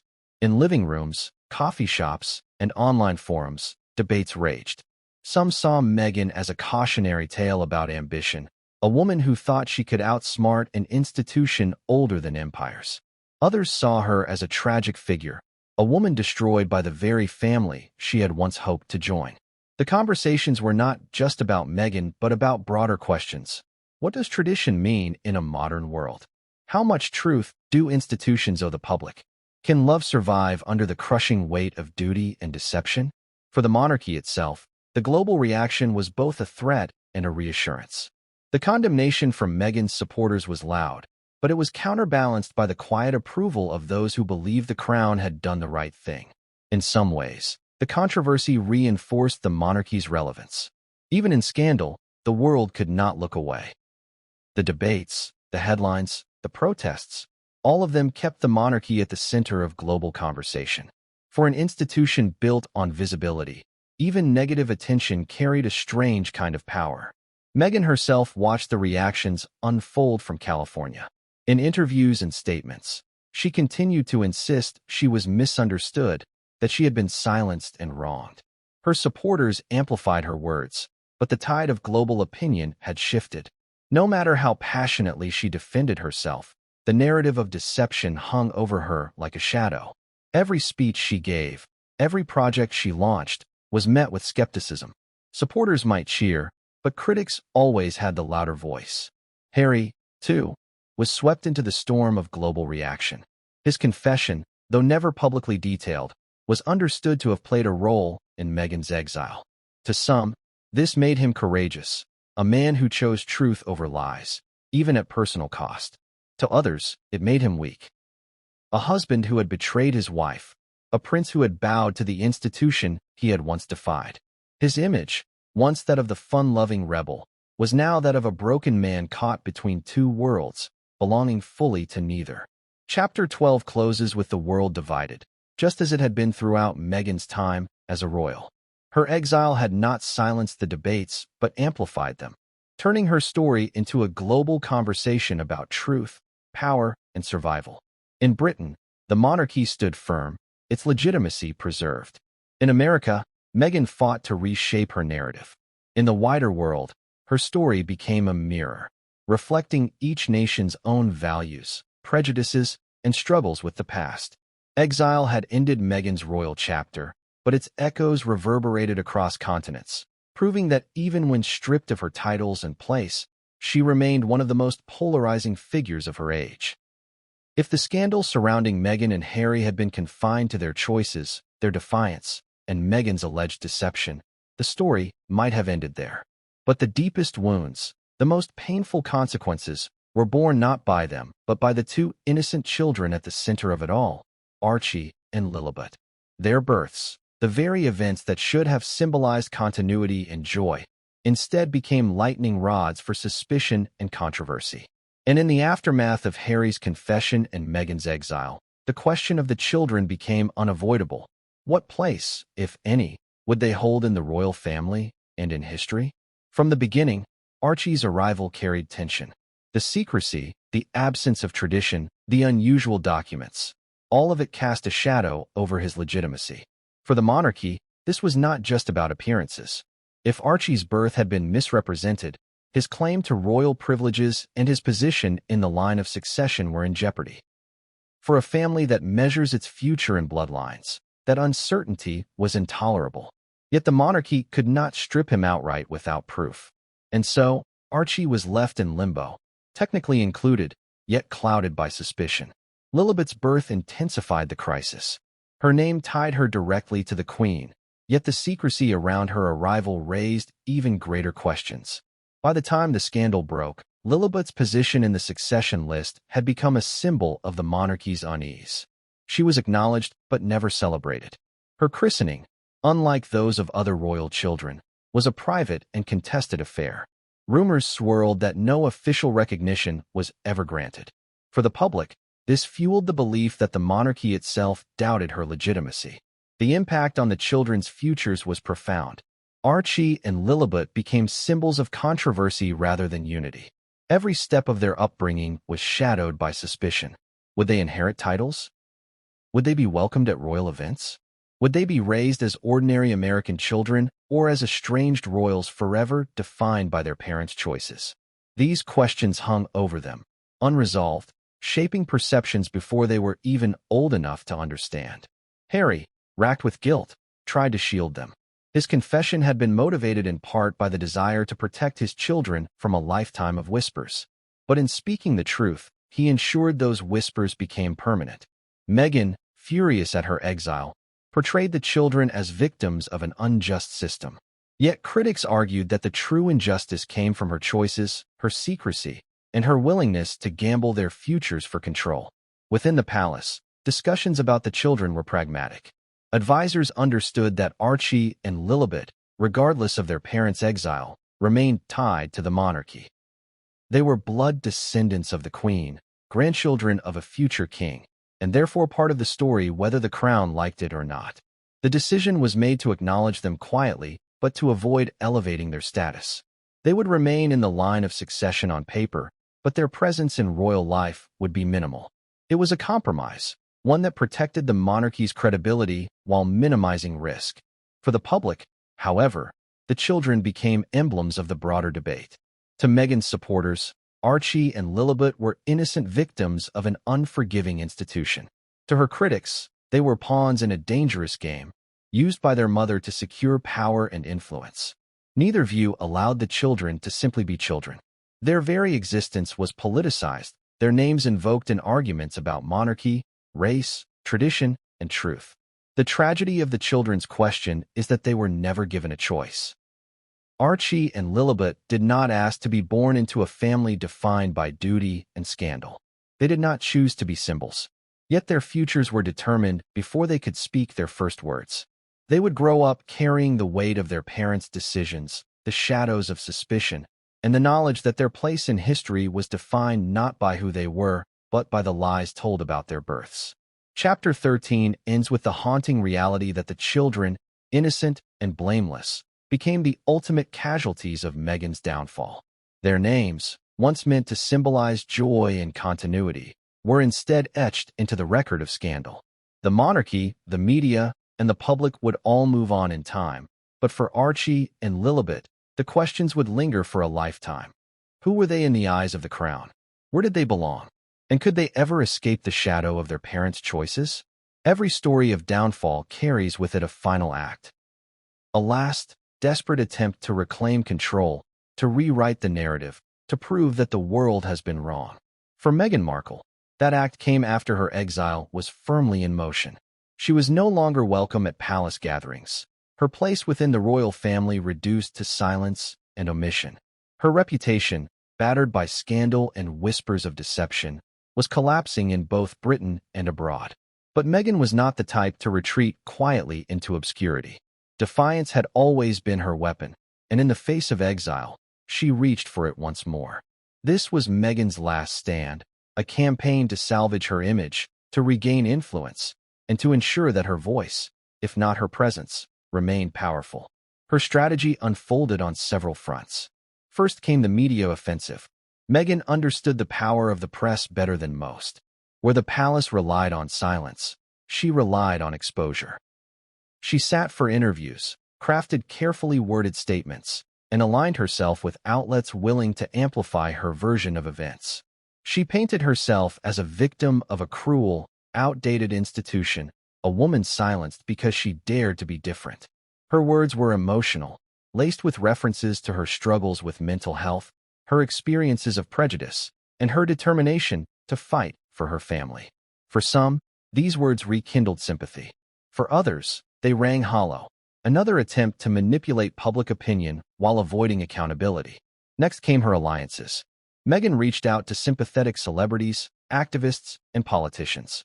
She positioned herself as a voice for women, for minorities, for anyone who had ever felt silenced by power. In Hollywood, she leveraged her connections to build a new platform.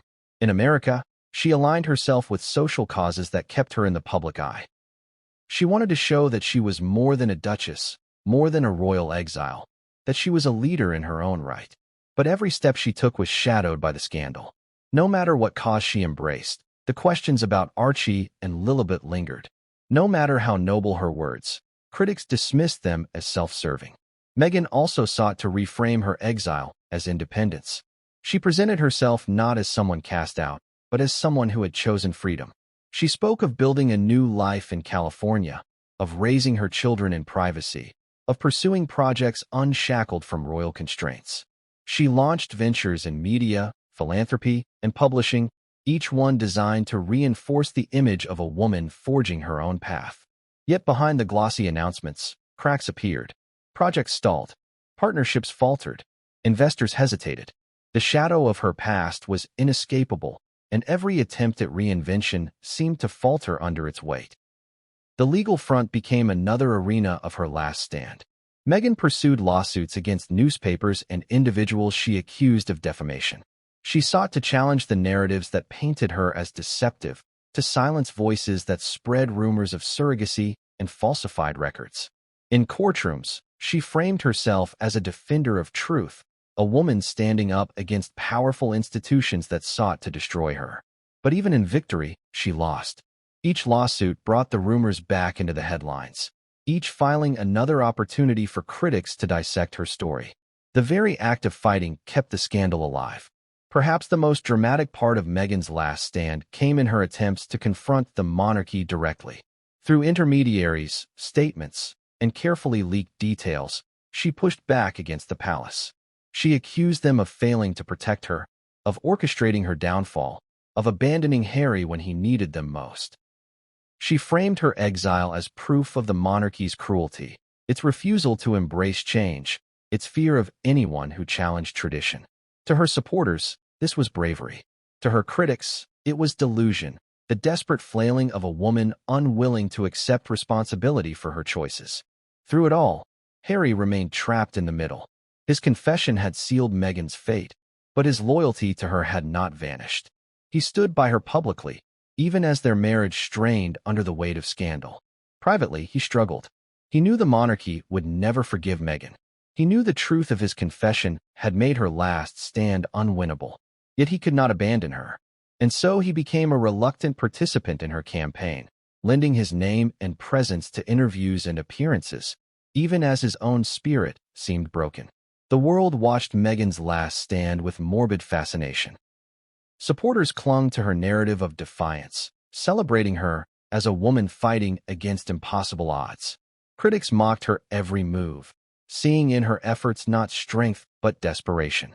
The monarchy remained silent, its refusal to engage a constant reminder of its power.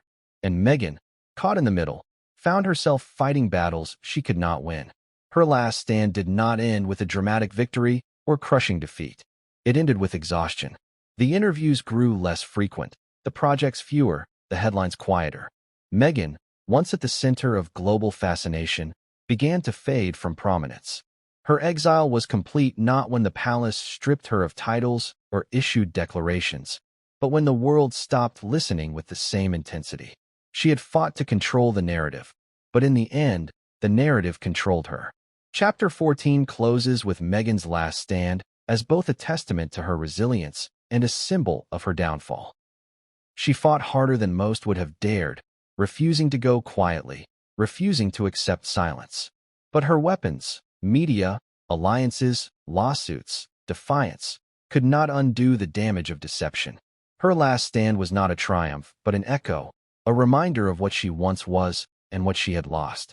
In the end, Meghan's royal chapter did not conclude with a coronation of public sympathy, but with the quiet realization that the institution she had defied had won.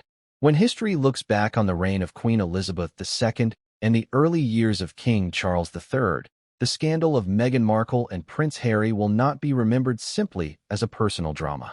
It will be marked as a turning point, a moment when the monarchy itself was tested by lies, betrayal, and the collision of modern celebrity with ancient tradition. Meghan's exile may have ended her personal royal journey, but its repercussions reverberated throughout the entire House of Windsor. The family, the institution, and even the perception of monarchy around the world were forever changed. The royal family had endured scandals before. The abdication of Edward VIII in 1936 had shaken the monarchy to its core.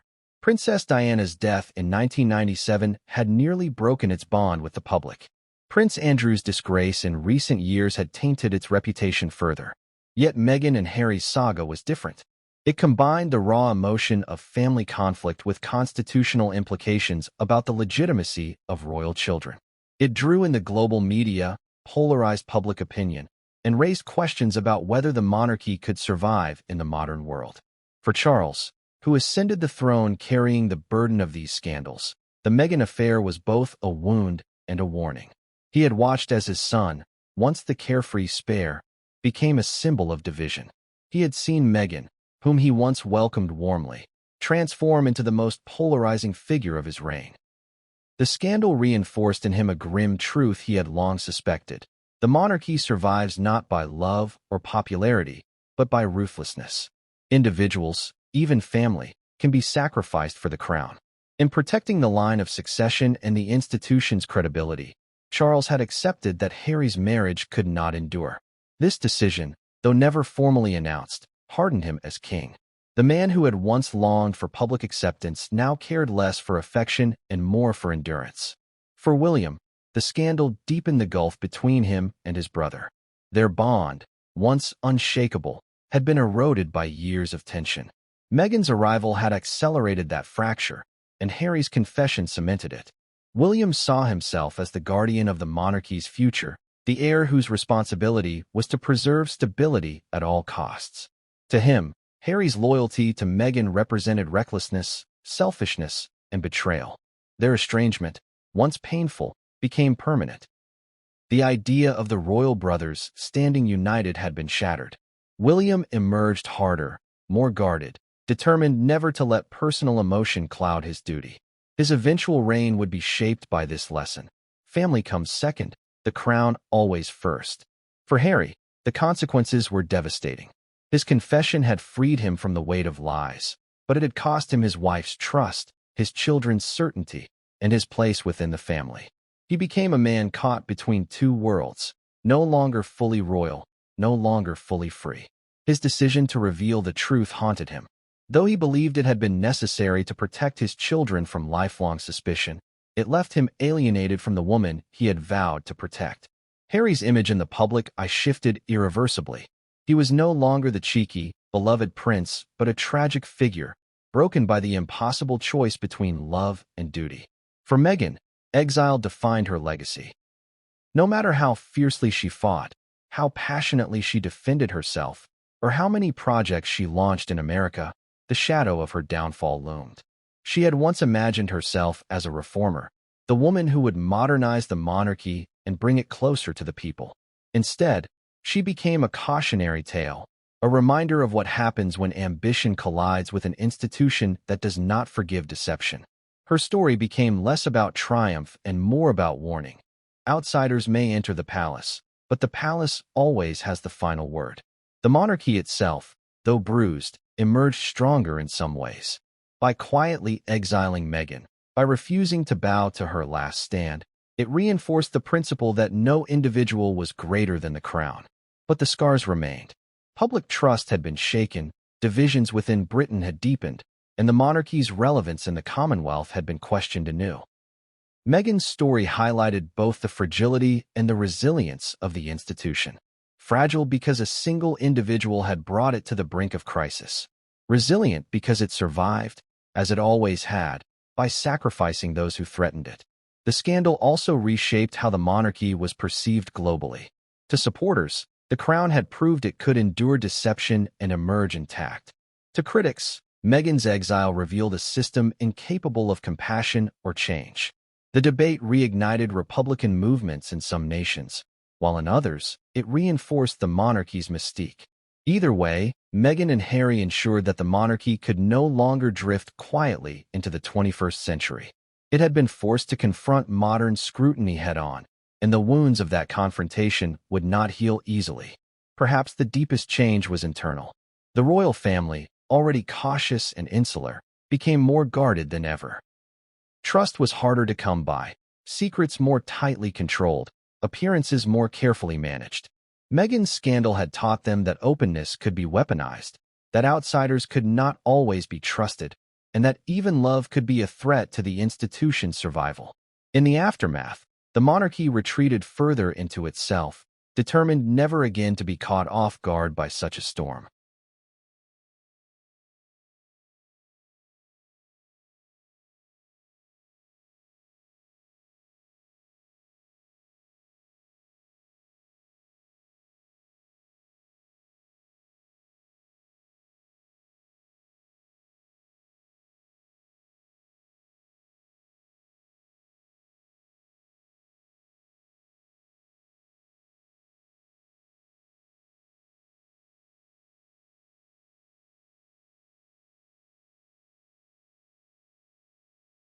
Chapter 15 closes with the image of a family forever changed.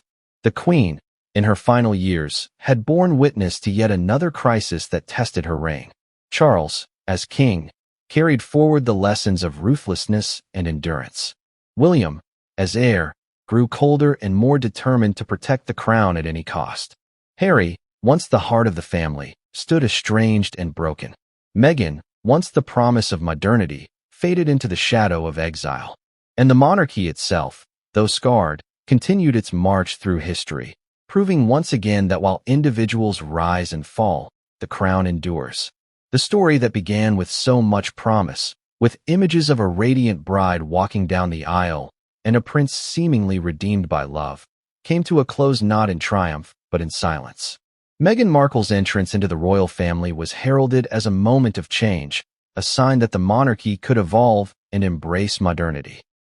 But her exile, shaped by secrecy, deception, and Harry's painful confession, revealed something far more enduring.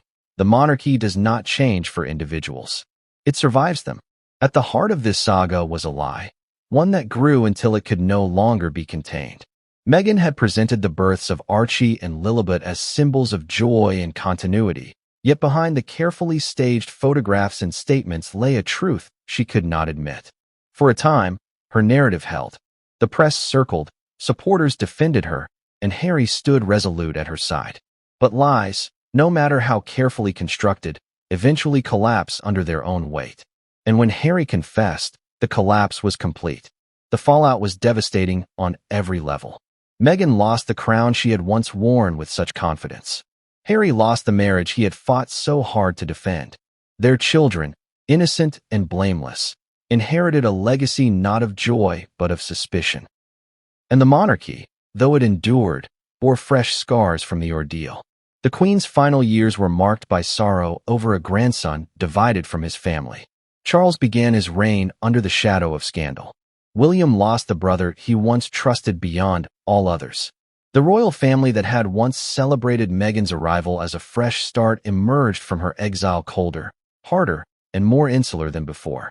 Yet, even in its pain, the monarchy proved its resilience. By removing Meghan, quietly and without spectacle, it demonstrated the same lesson it has repeated through centuries. No individual, no matter how beloved or celebrated, can threaten its survival. Edward VIII had once surrendered the throne for love. Diana had once shaken the palace with her voice and her pain. Andrew had tarnished it with disgrace. And Meghan had nearly undermined it with deception. But each time, the crown endured, sacrificing individuals to preserve the institution. For Meghan, the conclusion was bitter. Her last stand had failed. Her attempts to redefine herself in America could not erase the shadow of her downfall. The woman who once stood at the heart of the world's most watched wedding was left on the outside, her legacy one of controversy rather than triumph. She had hoped to modernize the monarchy, to shape it in her image, but instead, it had shaped her fate. She became not its reformer, but its cautionary tale. For Harry, the conclusion was equally tragic. His confession had been an act of conscience, a desire to protect his children from whispers that would haunt them for life. Yet in speaking truth, he had destroyed the illusion of his marriage. His wife saw him as a betrayer, his family saw him as broken, and the public saw him as a man torn apart by choices no one should ever have to make. He had longed for freedom, but freedom had cost him everything. The world, too, was changed by the saga. Meghan's exile ignited debates about monarchy, race, duty, and truth that spanned continents. Some saw her as a victim of a rigid institution that could never accept her. Others saw her as a manipulator who thought she could outwit centuries of tradition. The conversations revealed as much about society as they did about Meghan. People projected their hopes, fears, and prejudices onto her story, turning it into a global mirror. In the end, she was less a person than a symbol, of progress betrayed, of ambition unchecked, of love colliding with power. As the curtain falls, what remains is not the image of Meghan the Duchess, smiling on palace balconies, nor Meghan the actress, dazzling on red carpets. What remains is Meghan the exile, a woman who entered the monarchy with dreams of rewriting its story and left as a reminder of why the crown never bends. The fairy tale had become a cautionary tale, and its lesson was clear. The monarchy may tolerate love, it may tolerate mistakes, but it cannot tolerate lies. The conclusion also offers a haunting reflection. What is the cost of truth? For Harry, it cost his marriage. For Meghan, it cost her crown. For their children, it cost certainty. And for the monarchy, it cost yet another piece of its humanity. The institution survives, but each survival demands sacrifice. Each crisis leaves scars. Each exile leaves ghosts. And so, the story of Meghan Markle's royal chapter ends not with celebration, but with exile, not with unity, but with fracture. The woman who once embodied hope for a modern monarchy became the figure who revealed its unyielding ruthlessness. The prince who once dreamed of protecting his wife became the man whose words destroyed her place in history. And the monarchy, tested once again, proved its endurance at the expense of love, trust, and family. The audience is left with one final, haunting question. Was Meghan's downfall inevitable? Could she ever have thrived in a system that demands silence, tradition, and unquestioned loyalty? Or was her deception the fatal flaw that doomed her from the start? The answer, perhaps, lies somewhere in between, in the space where love meets power, where truth meets survival, where fairy tales collide with reality. Thus ends the saga of Meghan's rise and fall within the royal family. A story of ambition, secrecy, betrayal, and exile. A story that captivated the world, divided nations, and changed the monarchy forever. A story whose echoes will linger long after the names and titles fade, because it revealed a truth as old as the crown itself. The monarchy endures, but it endures by consuming those who dare to challenge it.